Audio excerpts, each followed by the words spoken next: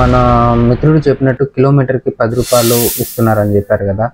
మీకు యాక్చువల్గా రావాల్సింది కిలోమీటర్కి 12 రూపాయలు మినిమం ఉండాలి. 12, 13, 14, 15 అట్లా రావాల్సి ఉంటుంది. And based on surge and demand base చేసుకొని మీకు అమౌంట్ అనేది పెరగడం తగ్గడం జరుగుతుంది. ప్రతిసారి కూడా మీకు కిలోమీటర్కి 17 రూపాయలు, 20 రూపాయలు, 25 రూపాయలు అట్లా ఎక్కువ ఉండేది. ఇప్పుడు ఏమైంది అంటే మీకు పేమెంట్లు అనేది చాలా తగ్గిపోయినాయి, రైడ్స్ తగ్గిపోయాయి, అలాగే మీకు వచ్చే కిలోమీటర్ ప్రైజెస్ కూడా తగ్గిపోయాయి. ఉబర్, ఓలా వాళ్ళు ఇస్తున్న బేస్ ప్రైస్ కూడా మాకు మినిమం కిలోమీటర్ అమౌంట్ కూడా మాకు రావట్లేదని చెప్పి అడుగుతున్నారు. సో అది రీజన్ ఏంటి, అట్లా నిజంగానే అవుతుందా అనేది చెప్పే ప్రయత్నం చేస్తాను. ఫస్ట్ మీరు ఏం చేస్తారంటే రైడ్ కంప్లీట్ అయిన తర్వాత మీకు ఆ రైడ్ మీద ఏదైనా డౌట్ ఉంటే ఆ రైడ్ అమౌంట్, అలాగే ఎన్ని కిలోమీటర్స్ వెళ్ళారు అనేది ఆ రైడ్కి సంబంధించిన ప్రైజ్ డివైడెడ్ బై ఎన్ని కిలోమీటర్స్ డ్రైవ్ చేశారు, సో అది వేయండి. అంటే ఆ రెండు డీటెయిల్స్ మీకు ఆ రైడ్లోనే ఉంటుంది. దెన్ పర్ కిలోమీటర్కి మీకు ఎంత అమౌంట్ వస్తుంది అనేది మీకు ఒక క్లారిటీ వస్తుంది. ఇన్ కేస్ కిలోమీటర్కి 10 రూపాయల కంటే తక్కువ వచ్చిందంటే, లేదా కిలోమీటర్కి 10 రూపాయలు వచ్చినా కూడా మీకు కంపెనీ వాడు అడిషనల్గా అమౌంట్ యాడ్ చేస్తాడు ఖచ్చితంగా.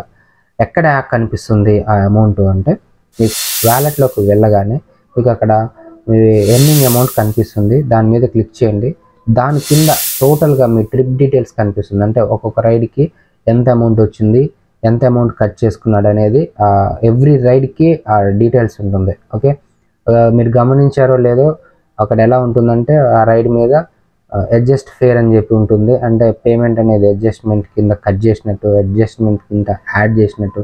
మైనస్లో ఉంది అంటే మీ దగ్గర నుంచి అమౌంట్ కట్ చేసినట్టు, అదే ప్లస్లో ఉంది అంటే అమౌంట్ యాడ్ చేసినట్టు. కొంతమందికి 10 రూపాయలు, 15 రూపాయలు, 20 రూపాయలు, 30 రూపాయలు, 50 ఇవన్నీ యాడ్ చేస్తూ ఉంటారు.